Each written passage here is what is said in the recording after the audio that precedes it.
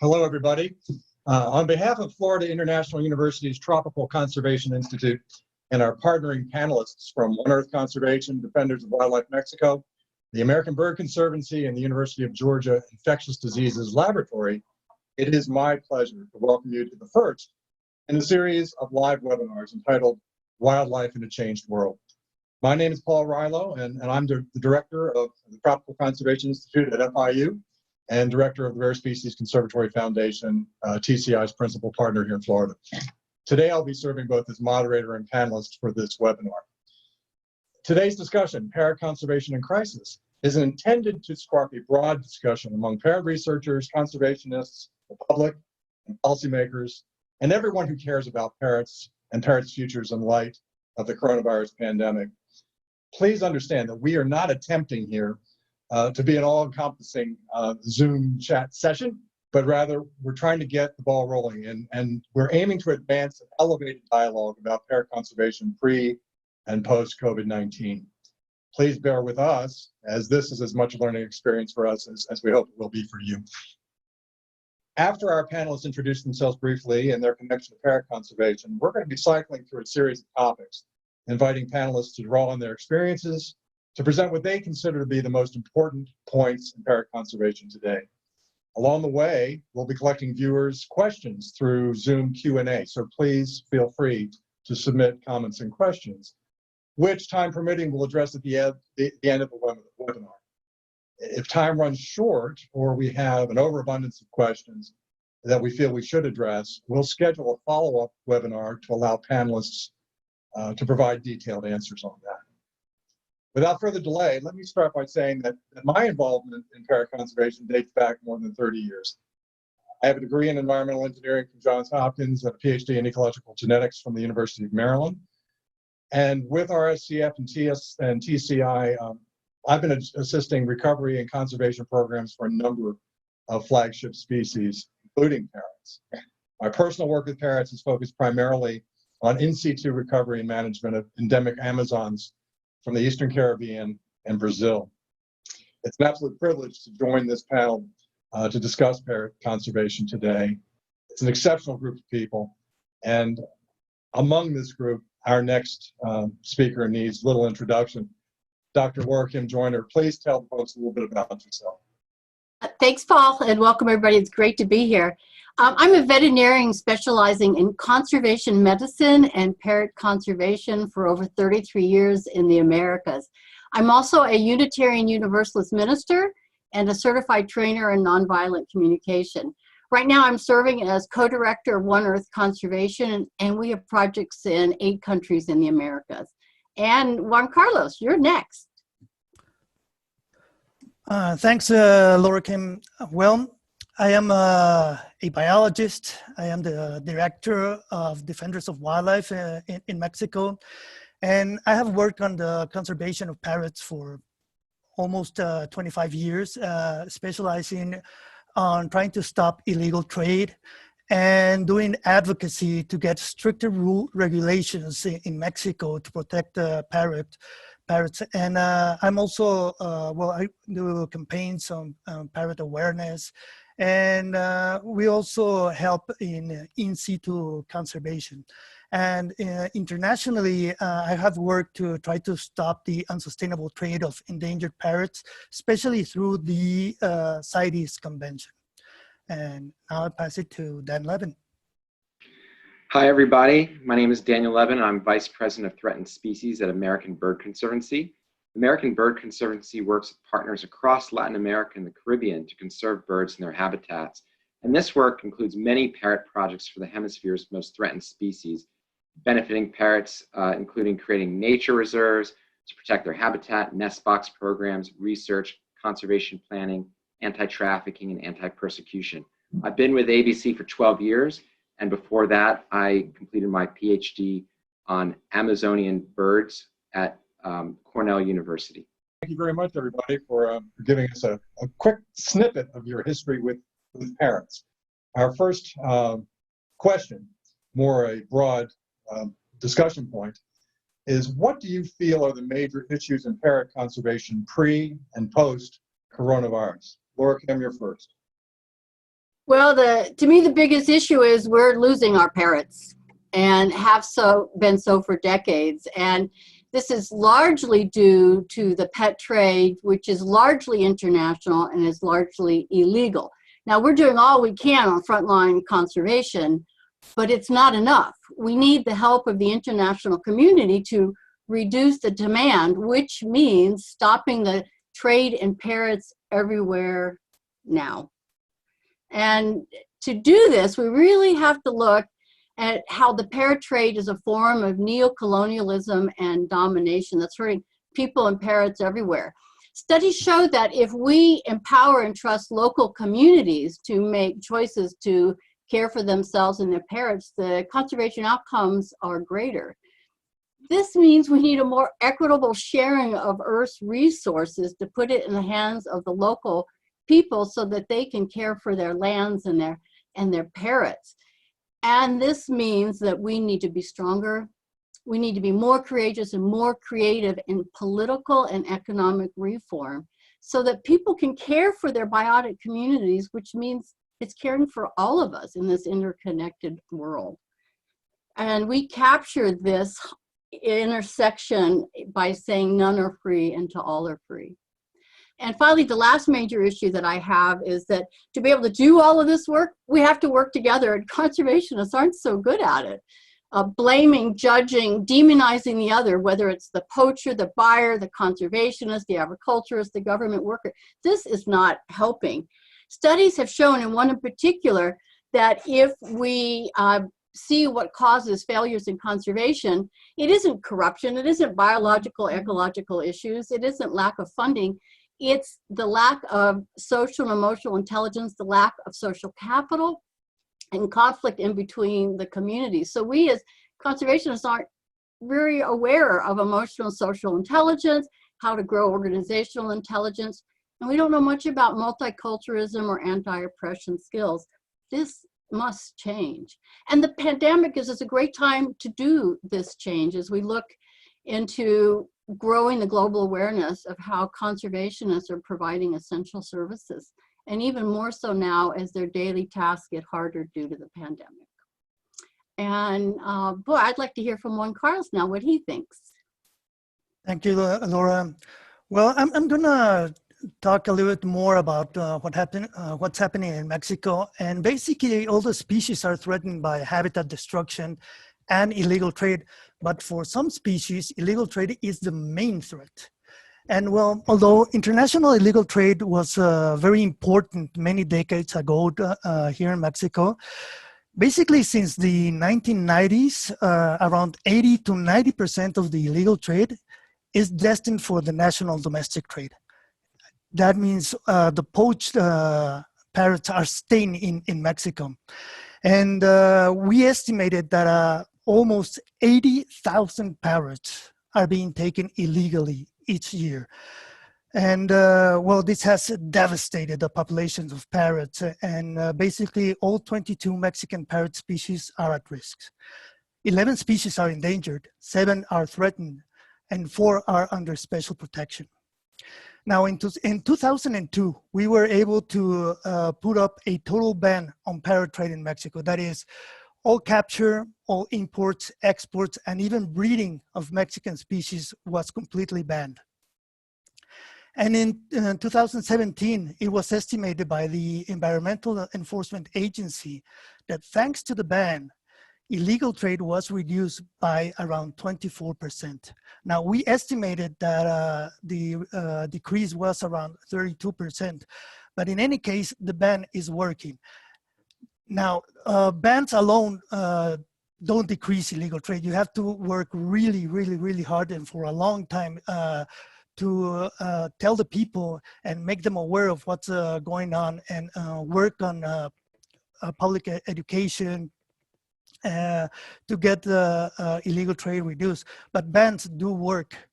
And well, I think that illegal trade will continue to decrease after this virus emergency is over, because, well, people and government authorities are receiving lots and lots of information of the consequences of illegal trade. I mean, they are living it.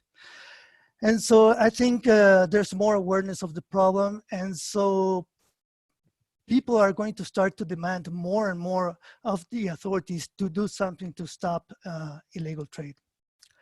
Okay, so now we go to Dan. Thank you, Juan Carlos. The biodiversity crisis in general doesn't receive the attention it does. And so again, awareness of the troubles parrots face is a big issue. Many parrots are in trouble, and parrots are one of the most threatened and diverse groups of birds in the world. In fact, there have been 18 parrot species and subspecies that have gone extinct worldwide since 1600. And today, about 26% of species are threatened with extinction. So why are parrots in trouble? We've talked about parrot trade. Parrot trade is one of the major driving threats affecting both large populations and species with small populations. And habitat loss and degradation is another major driver of declining parrot populations. This includes the wholesale clearance of tropical forests for conversion to agriculture, and this eliminates broad landscapes, the capacity of broad landscapes to sustain parrots. But also, most parrots nest in tree cavities, and often it's the oldest and largest trees that provide these cavities, and these are usually the first trees cut for construction materials, or often they're also cut when poachers rob nests. And so this also diminishes the capacity of an otherwise intact habitat to maintain parrots. So there are a few other threats too that are worth mentioning. Some parrots are persecuted and killed as agricultural pests by raiding corn, for example. Some macaws do that. And then finally, we're seeing emerging threats associated with climate change. Wildfires, for example, the wildfires in Australia that are damaging habitats, droughts and wildfires in South America, and then devastating hurricanes hitting the Caribbean. And these additional threats further threaten to tip the balance for parrot populations that are already diminished or stressed by habitat loss and trade. Now, a lot of these threats still exist post-coronavirus, and these threats are continuing, but there are a few things that we're starting to see. It's a bit early to tell all the different effects of the pandemic, but one important point I think to note is that you may be seeing some reports of improved water pollution, improved air pollution, but the pandemic is likely causing a lot of short and long-term harm to wildlife in some places like Ecuador and Colombia and elsewhere. For example, we're starting to hear reports from our partners in South America about people fleeing hot zones in cities and job losses for the countryside, and this is creating more pressure via hunting and logging on wildlife in wild places.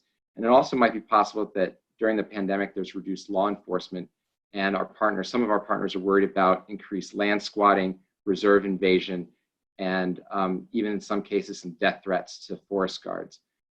Some of our partners depend on revenue from donors or volunteers associated with tourism, and all the tourism lodges associated with our partner reserves are shut down at the moment. And so there are some financial concerns related to the pandemic. Travel restrictions in some of these countries have postponed fieldwork until probably 2021. And of course, the ultimate concern is that as the pandemic spread, our worst fear is that we lose conservationists to the disease itself. To me, this pandemic is a real wake-up call on a number of fronts. As the panelists have discussed, we've had priorities set in parrot conservation for a long, long time. And while some of those efforts have been very successful, many have been piecemeal. And our biggest concern, I think, as a discipline, has been trying to find ways to sustain those programs. That's a financial stressor, that's a personnel stressor, a capacity stressor. And that existed long before this coronavirus really hit the scene. We used to say that if the developed world caught a cold, the developing world caught pneumonia. So what happens when the world catches coronavirus? It's obviously going to have a devastating impact on developing countries and poor countries' abilities to carry these programs forward on their own. For that reason, I really think the emerging priority in this field has to be developing ways to ensure long-term in situ program continuity. And by that, I mean we have to invest directly and considerably more than we have in the capacity building of our local partners and players and stakeholders. got to dispel this myth that local people do not have the capacity or the means or the intellect or the scientists to do this work, because they do. And for decades, many of the most successful parent programs on planet Earth were championed by sovereign states, forestry divisions, forestry departments, local players who did their part and held that front line. That's not to say that they didn't have help from the rest of us and from the people on the outside. They did. But we've got to return to that priority. And we've got to give those people the tools they need now more than ever, because we're at a very vulnerable point. We've also got to just call this for what it is and challenge the collectors that are masquerading as conservation players. Removing wild parrots from their habitats to cage them in far-flung places under the pretense of conservation, that we're rescuing species, is really an unconscionable act, particularly when we see the disproportionate allocations of resources, personnel, funding, and techniques for those champions on the front line. Sovereignty is so important in conservation of all wildlife species, and we have to make sure that we do our part as NGOs, as scientists, as conservationists, to make sure that those local tools and expertise are there for the long haul.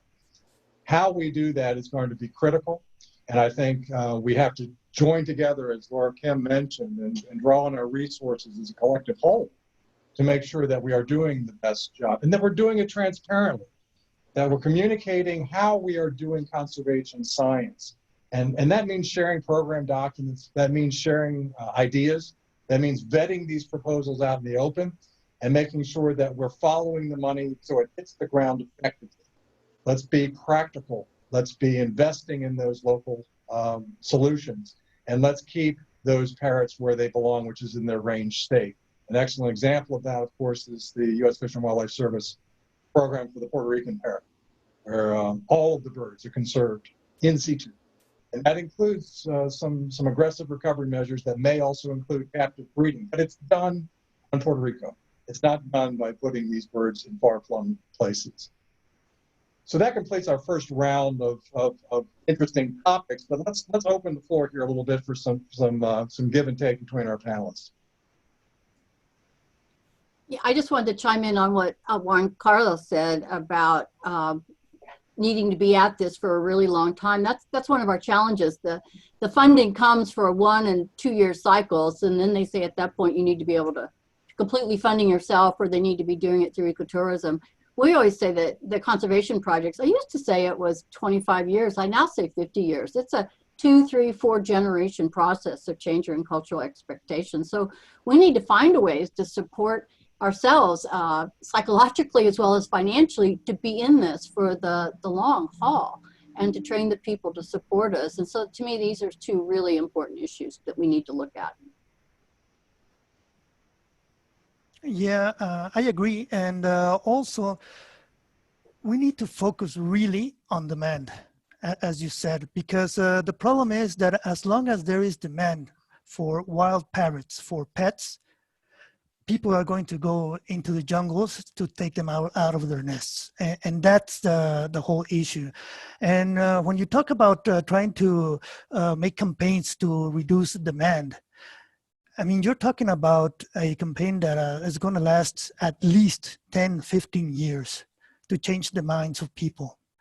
And this is very important because internationally, it has been accepted that right now, the best strategy to work against illegal trade, not just of parrot, but of all the species, is through campaigns to reduce demand all over the world.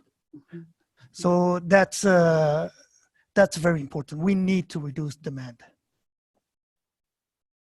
One aspect of reducing demand that we found with our partners in South America is that, as Juan Carlos said, some of the demand, a lot of the demand in some cases, is local domestic demand. And that actually provides an opportunity to strategically focus your campaign to reduce demand locally to those communities. And so, for example, our partner, Asociación Armonía in Bolivia, has been very successful in reducing demand for the pet trade, as well as for ceremonial headdresses, macaw feathers, and the Beni, where the endemic blue-throated macaw lives. And part of that effort was public education, as well as providing synthetic alternative feathers that the local schools could make right there in shop and make their headdresses and parade and maintain their traditions that way.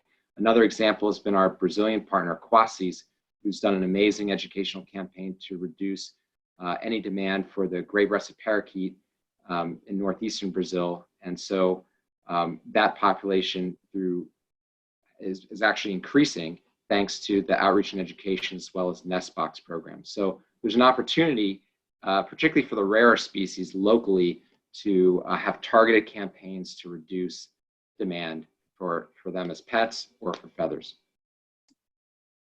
And on that note, I want to touch on the pride campaigns of the 80s and 90s, which were so successful. Certainly successful in the Eastern Caribbean. Paul Butler's formative work with Rare to bring local identity, a sense of pride to these endemic parrots of the Eastern Caribbean. One of the reasons that was so not only fashionable, but incredibly successful is that everybody could identify with their wildlife. And we see this with the Caribbean Endemic Birds Festival, which is now celebrating, I think its 18th or 19th year across the region. These campaigns do more than just familiarize people with their wildlife. It also gives them a sense of empowerment, a sense of identity.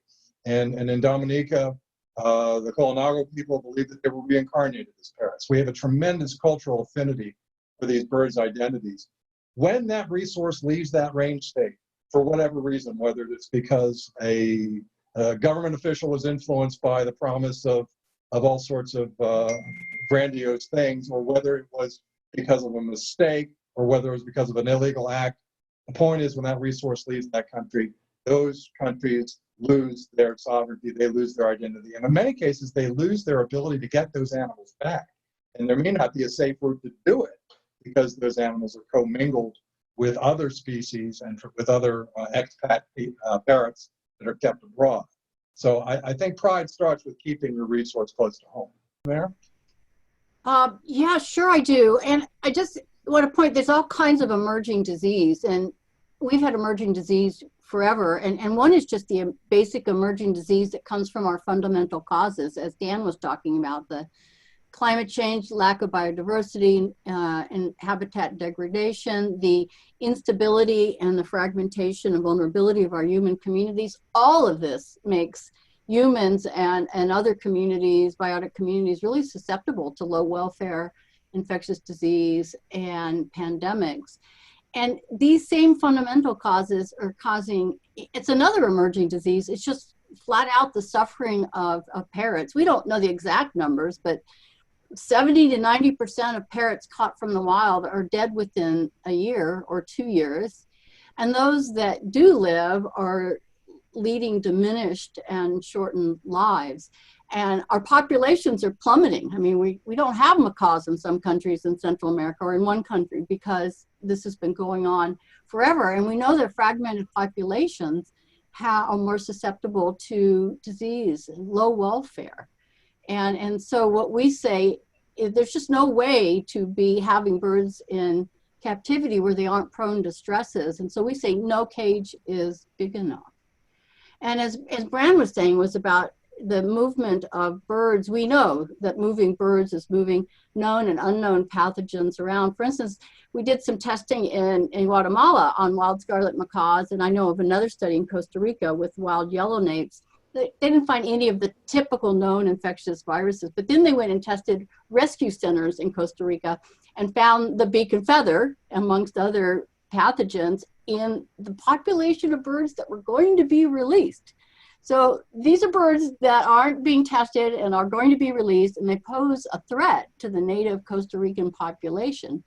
And so you might say, well, let's just test all our birds. Well, as Bran says, we can't test for things we don't know of, and tests aren't 100% accurate anyway.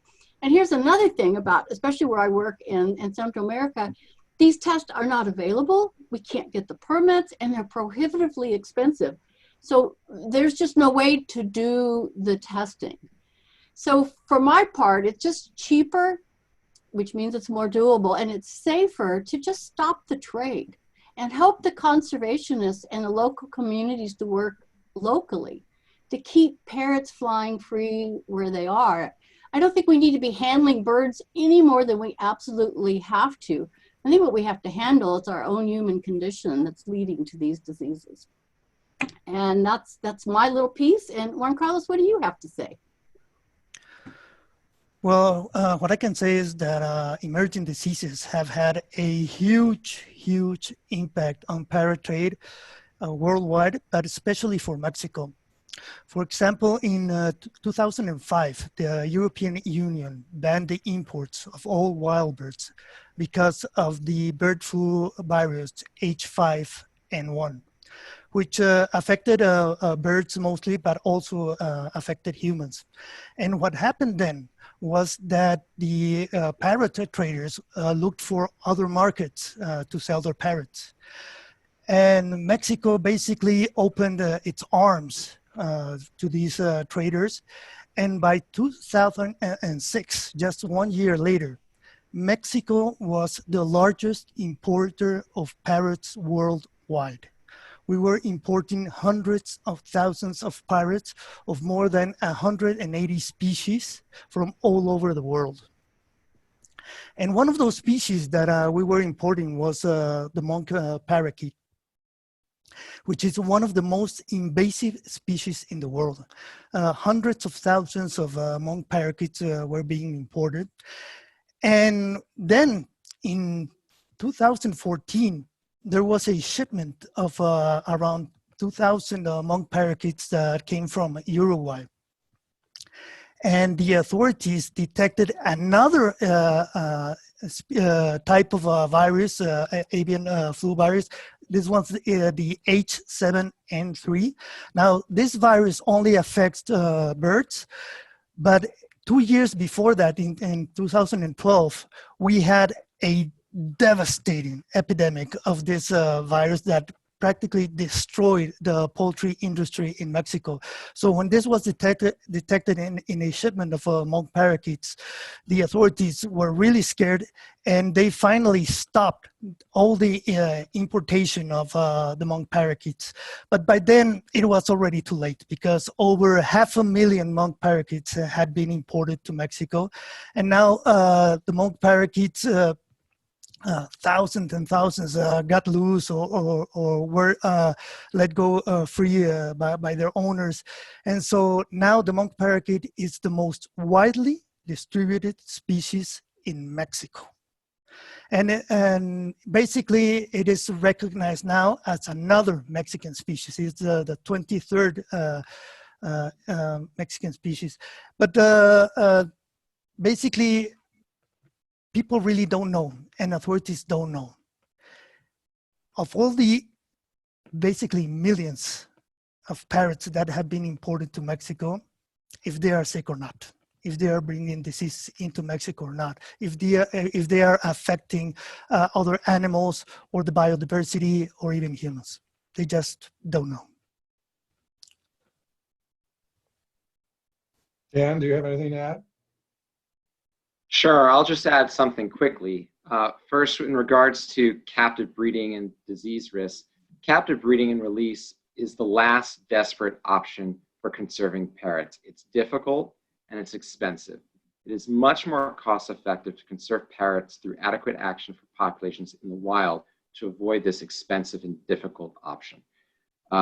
So if it is the last option, particularly for Puerto Rican parrots or species that are extinct in the wild, much care needs to be taken to avoid introducing diseases from captivity into the wild.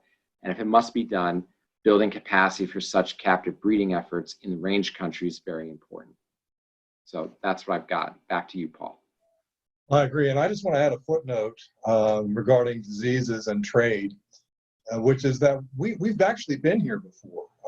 There's a very interesting bit of literature on the psittacosis pandemic of 1929-1930.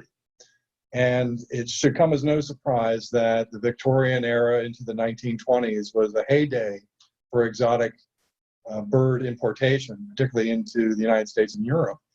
And parrots were very fashionable. They were fashionable as pets. These were wild-caught birds almost universally.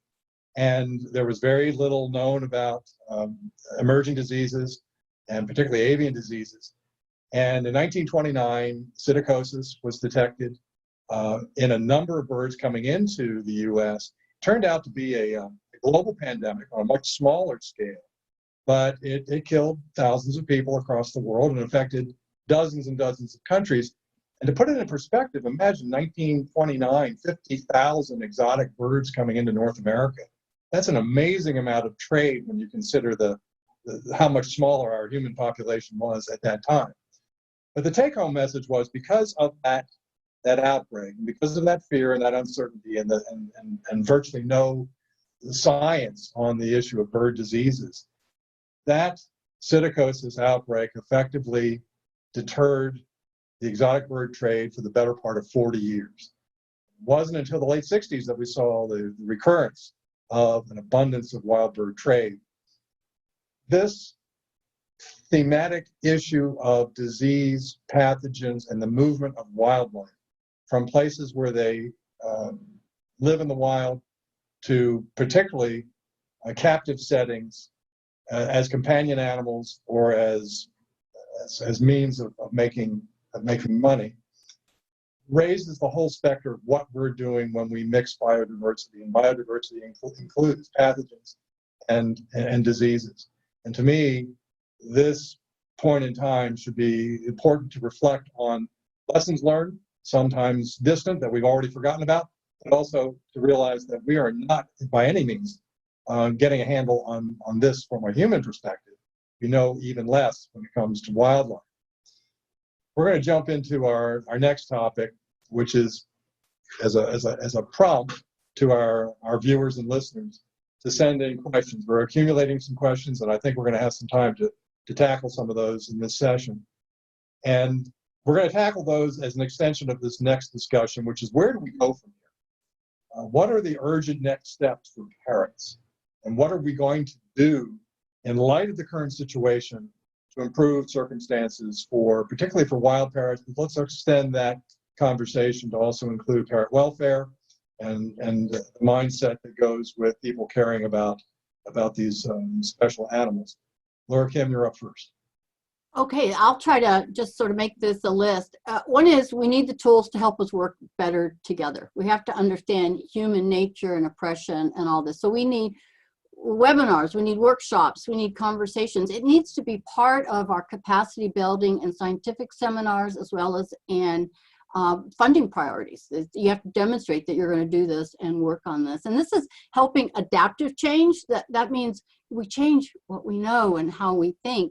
And we must do the adaptive change for something this challenging and difficult to support our technical changes. And our technical changes are things like what we're doing right now, more dialogue, because we need to be able to work together and build coalitions, such as we met in Guatemala in October. It was a scientific meeting of parrot conservationists, and we decided to come together to use our ability as conservationists and scientists to speak against the demand. We need to just stop the demand of trade in parrots and make an awareness of that. And so that's a way that we can do coalition building. And as you said, and I think as many of us say, we have to reorientate our priorities towards helping people where they are. Science is really good. We have to have it as a tool, but this is a people problem. And we need to be able to figure out a way to support them from where we are, especially in this time of the pandemic. How do we become parrot conservationists where we are? Well, by learning all we can, by telling the story, by growing our human dimensions, abilities to work with one another. And for instance, One Earth Conservation, we have something we're called the Parrot Conservation Corps.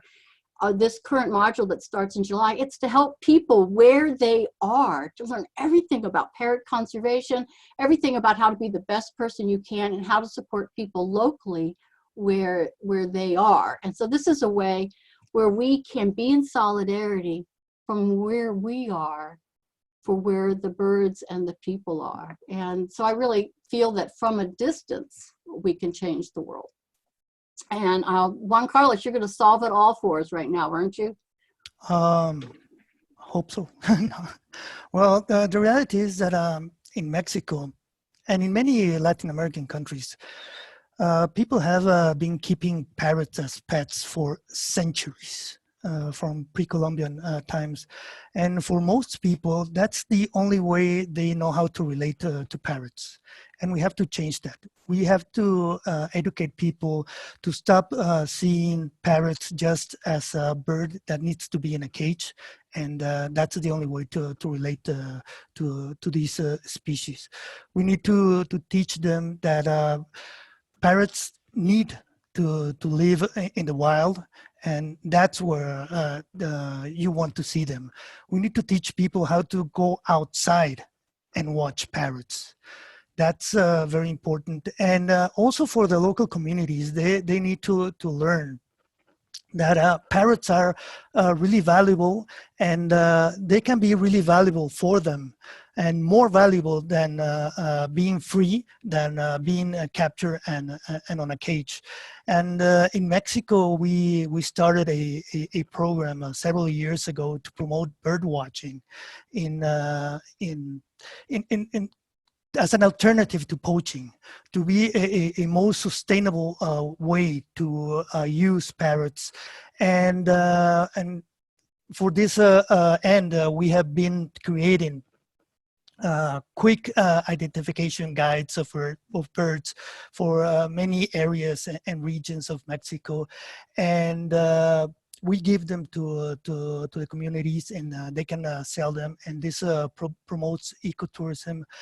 And it has worked really fine in some areas, so much so that some communities are now protecting parrots more, because they know it is valuable for them to have the parrots in their area. They know that it will attract tourism, and tourism will leave money for them. So we have to change the way people see parrots, and at the same time teach them all over that parrots are better free than in a cage. We need to stop demand, especially in countries like Mexico, where over 80% of the people live in cities. And that's where demand comes from people who basically the only way they think that they can relate to a parrot, it's in a cage. But no, and every time they go out on vacation, they can see parrots if they just look up. So we need to bring this information to the people so that we can try to stop for real all the illegal trade that's going on. And now to Dan. Thanks, Juan Carlos. Yeah, so we definitely need to greatly reduce both the international and domestic trade in parrots. Our ABC's president, Mike Parr, and the executive director of Global Wildlife Conservation just wrote a great opinion piece in The Hill that's online that people can check out about doing just this. So I encourage people to do that. Reducing the trade would greatly reduce pressure on wild populations for both the common species that are traded heavily and some of the most threatened species. And of course, this would have great benefits for people in terms of reducing trade in wild birds and mammals and reducing the risk associated for zoonotic disease outbreaks like the coronavirus outbreak we're experiencing now. Another really important thing that we need to do is we need to increase the network of private, communal, and public nature reserves to protect habitat for parrots and prevent the extinction of those species threatened by habitat loss. And just one example, American Bird Conservancy is working with our Ecuadorian partner, Hokotoco Foundation, right now to protect roosting sites, critical roosting sites for the Lilocene Amazon in Western Ecuador through long-term leases with the local community. And this is going to help protect habitat for that species. We also have great nest box programs for several species, including the gray-breasted parakeet in Brazil with aquasis that I mentioned earlier. And just an example, when aquasis started, it was unclear how big the population was of this species. It was only a few hundred. And in just about 9 years of the nest box program, they produced 841 fledglings of this bird, way more than the entire population was even known. So that population is increasing. And I think that gives us signs of hope that conservation can work when it's actually implemented. And then I also want to add to what Juan Carlos was saying about watching parrots in the wild. Many of the best places to watch some of the coolest parrots in Latin America happen to be some of the reserves managed by our partners. And after travel restrictions are lifted, if listeners are interested in actually visiting some of these places and seeing things like the red-fronted macaw or the blue-throated macaw or the Lear's macaw or the El Oro parakeet or the Santa Marta parakeet, go to conservationbirding.org and you can find out more information about how to visit lodges that have these birds and can facilitate those kinds of sightings. Another important thing that we can do, though, is when disaster strikes, is have an emergency response. So this includes for the pandemic, but it also includes doing bird surveys or sending equipment to partners, firefighting training or firefighting response when there are these fires or hurricanes. And so just a few examples of that. I was lucky enough to participate with Bahamas National Trust in January on some bird surveys in Abaco, which was severely hit by the hurricane last fall.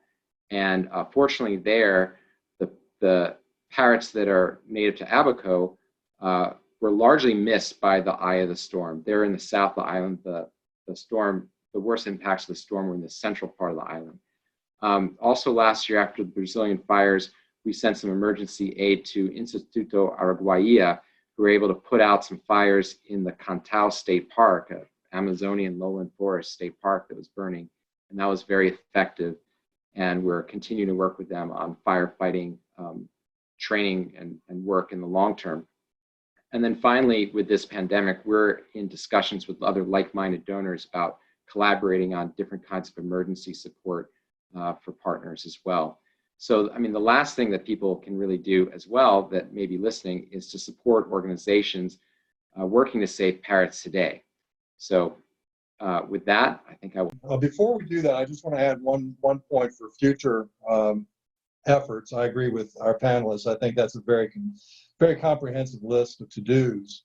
And as an extension of that, I'm concerned about succession in our in-country partners, because when we have these interruptions in programs, whether it's funding or educational opportunities, we see that many of our strong players start to age out.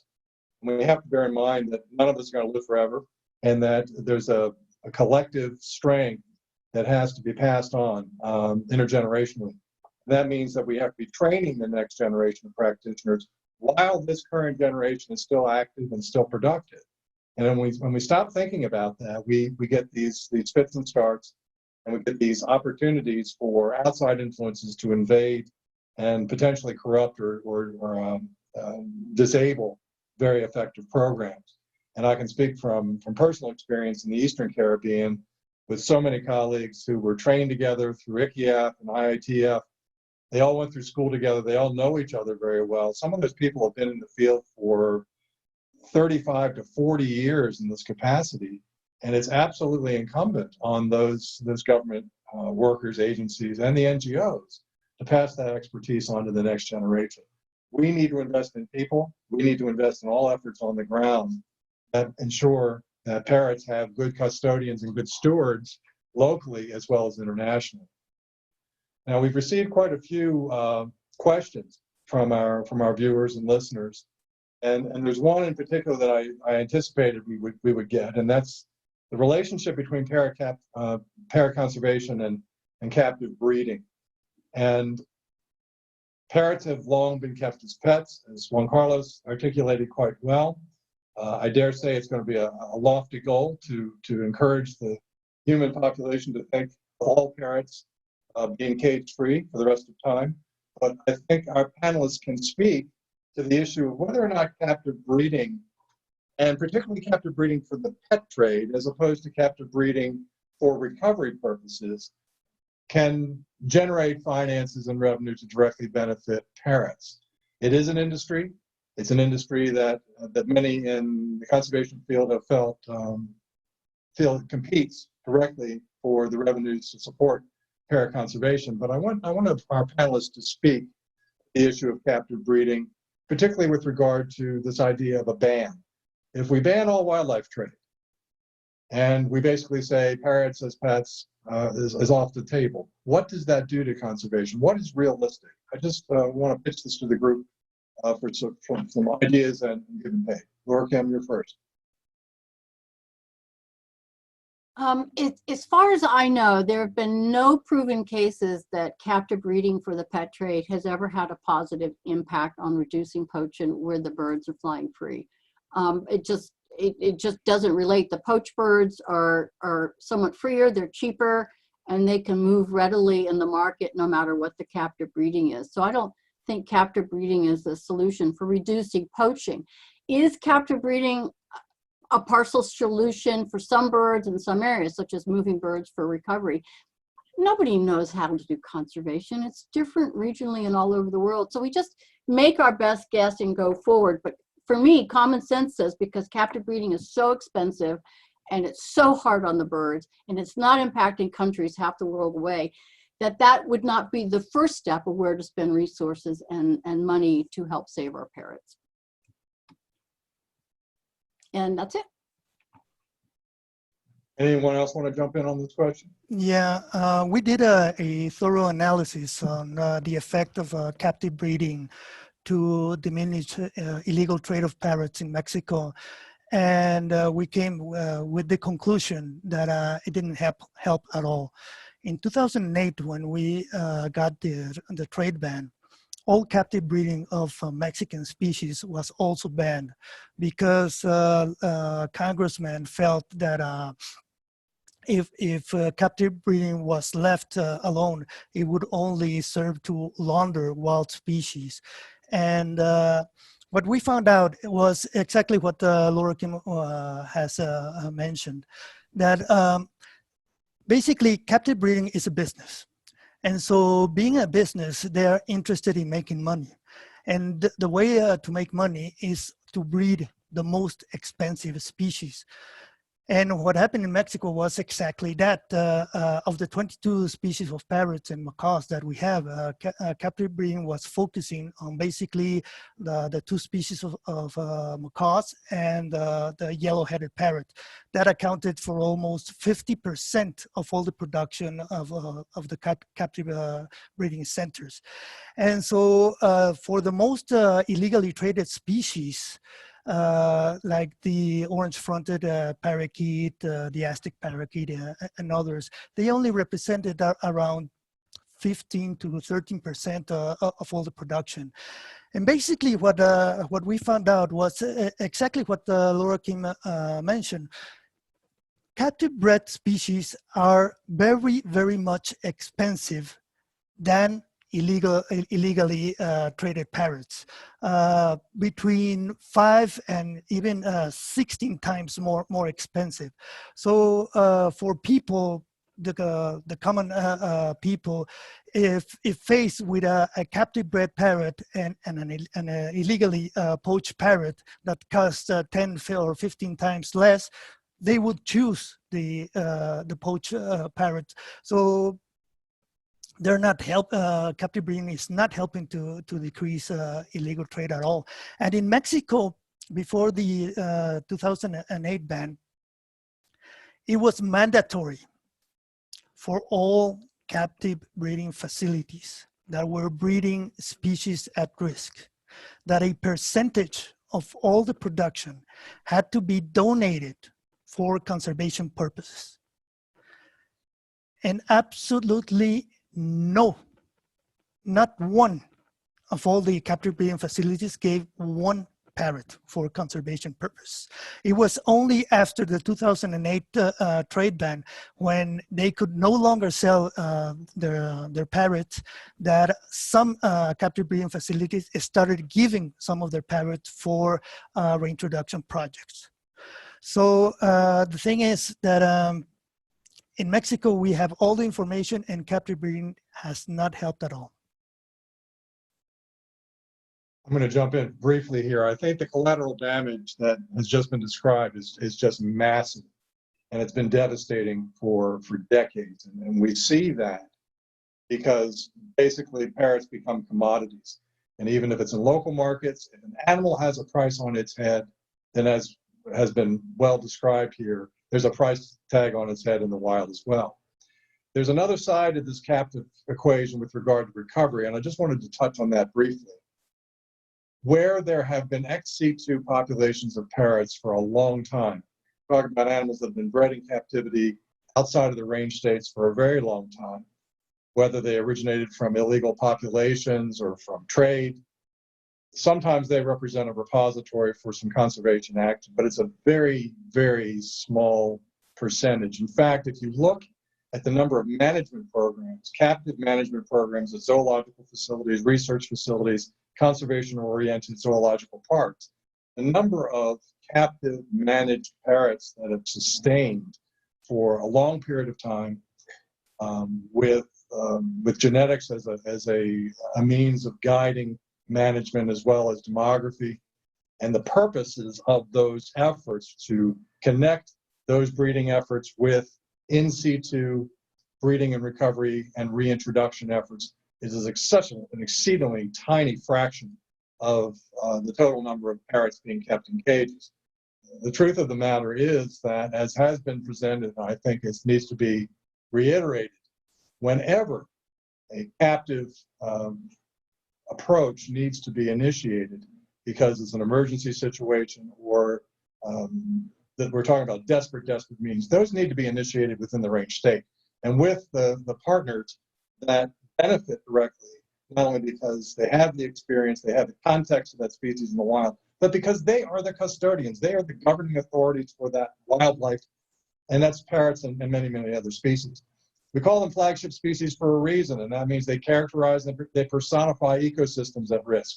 Parrots do that in a powerful way, but when we reduce them to commodities, even those efforts that get a lot of attention, that the species is bred successfully in captivity for generations, there's not a hard connection between that effort and a field recovery effort. That means working with that range state and working with those governing authorities, and we're really talking about a mirage. We're talking about a fiction, and we've got to close that loop.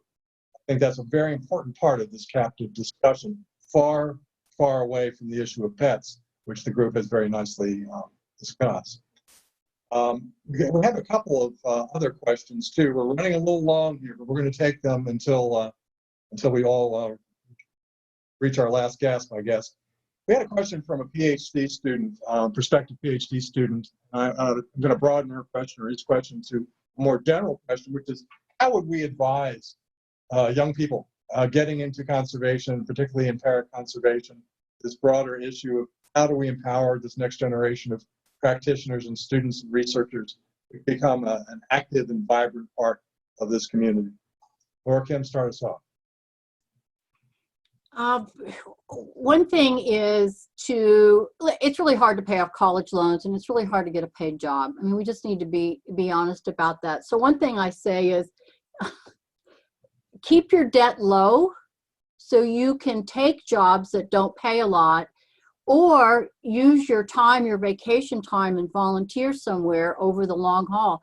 People need you to be volunteering in relation for generations, for everything that you've got. And so there are all kinds of ways to use your ability and to contribute without it being a full-time paid job. And the other thing is just start volunteering.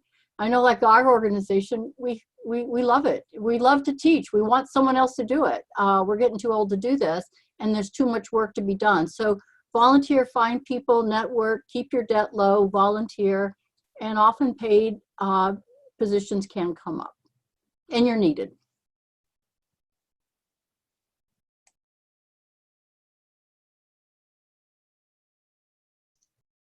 And please contact me, and anyone on the panel, please do.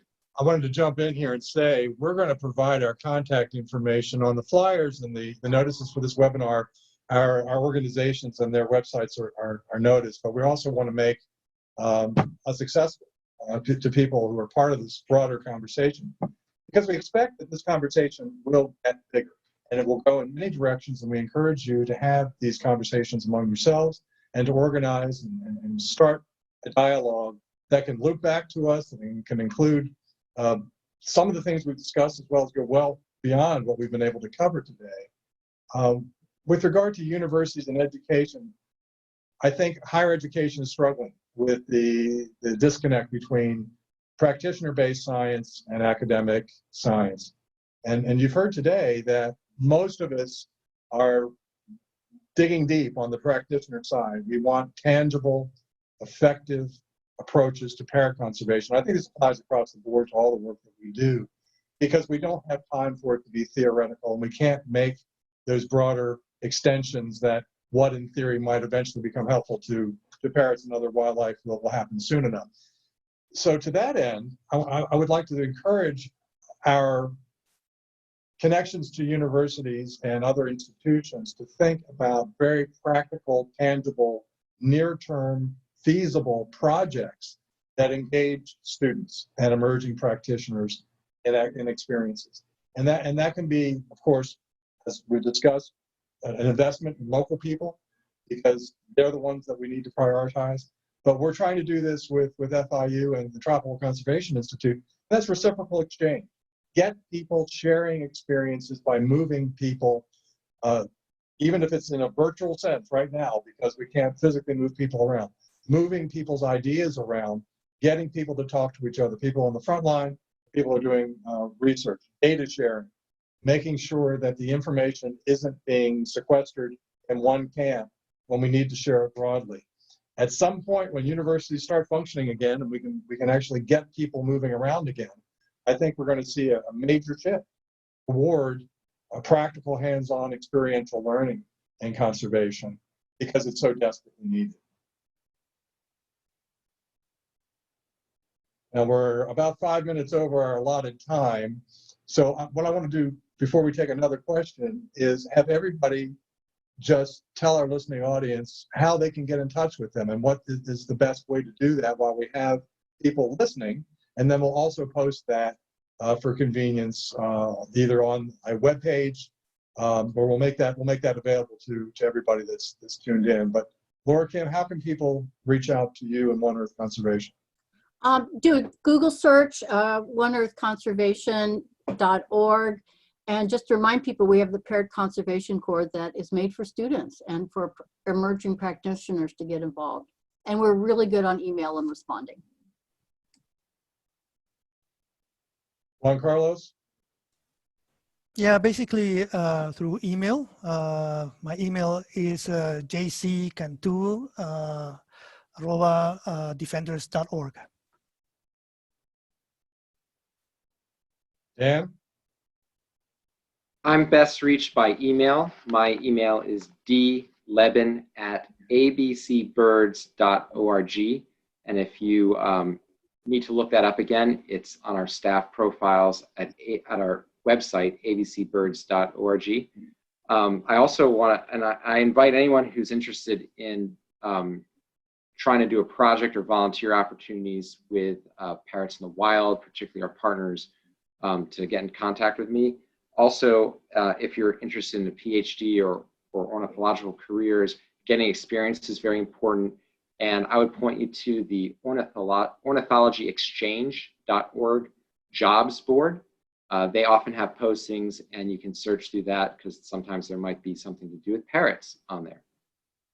Want to reach the Tropical Conservation Institute at Florida International University, we have a website which is tci.fiu.edu. Our handle is connected through that. The Rare Species Conservatory Foundation is rarespecies.org, and you can send communication to info@rarespecies.org, and I'll see that. We have a lot of people still tuned in, and there's a question that's emerged that I think intersects all of our experiences here, and it's a more of a technical question. It deals with animals that are confiscated. Either they're intercepted in trade, or countries are doing their part to try to stem the influx of non-native species, or they've intercepted animals on their way out. And the question is, how do we deal with that?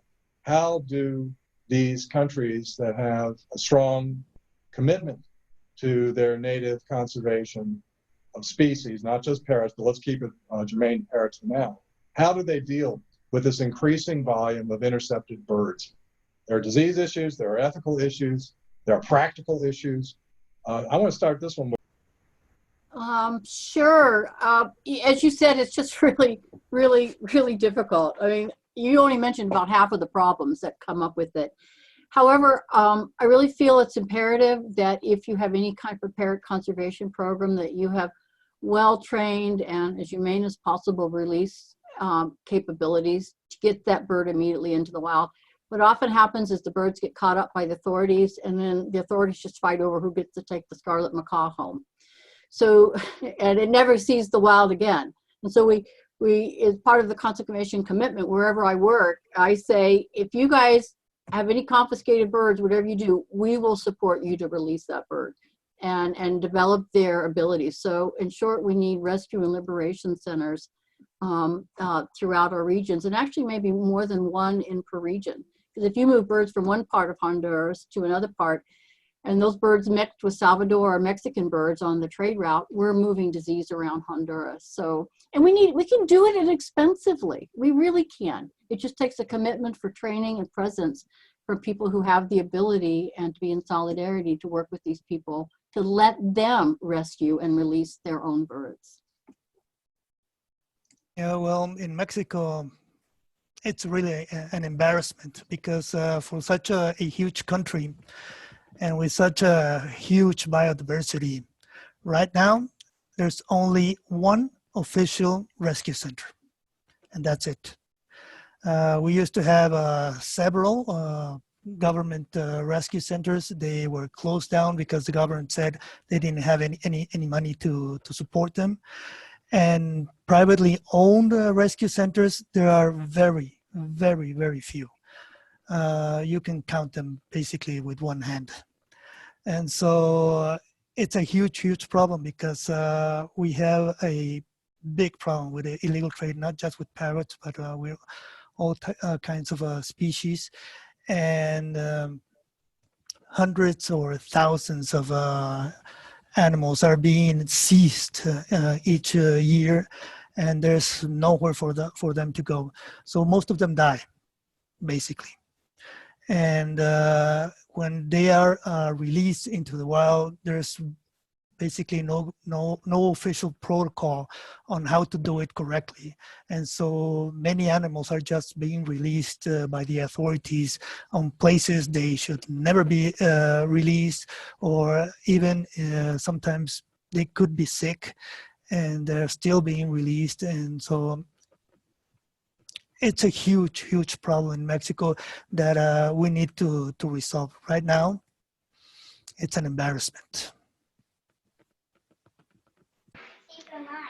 Yeah, as others have said, most parrots confiscated from this trade are not releasable again, unfortunately, because of a variety of issues, either diseases or they're traumatized, various reasons. And this also happens in the United States too, not just the range states. And so if birds are confiscated, for example, here in the United States, and they're not releasable, then it becomes more of an animal welfare issue.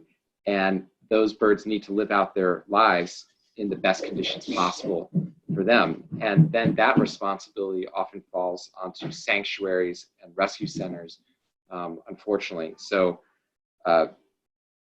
ABC is also part of a Parrot Conservation Alliance that brings together many of these kinds of sanctuaries and rescue centers. And I know that many of those sanctuaries are coordinating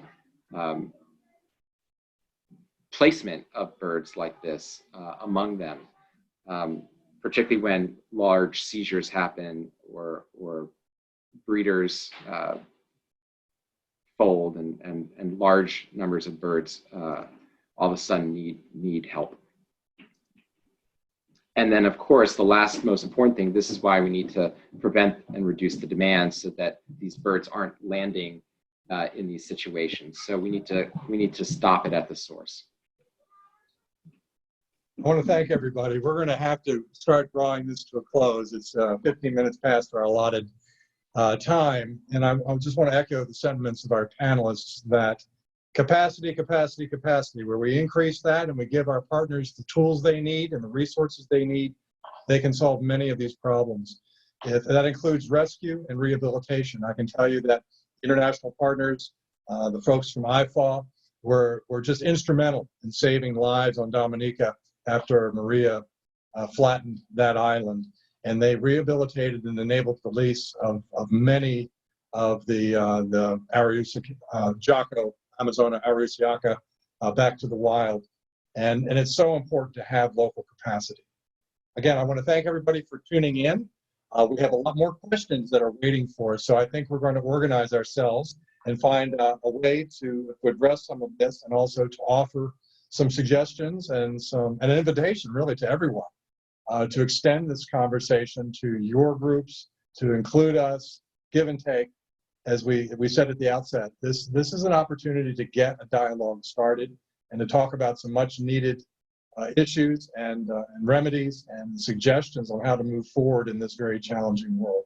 So again, on behalf of everybody and our partners at One Earth, Conservation, and Defenders of Wildlife Mexico, the American Bird Conservancy, the Infectious Diseases Laboratory, University of Georgia, and the Tropical Conservation Institute and Rare Species Conservatory Foundation, I want to thank you all and wish you health and safety as we go forward in this new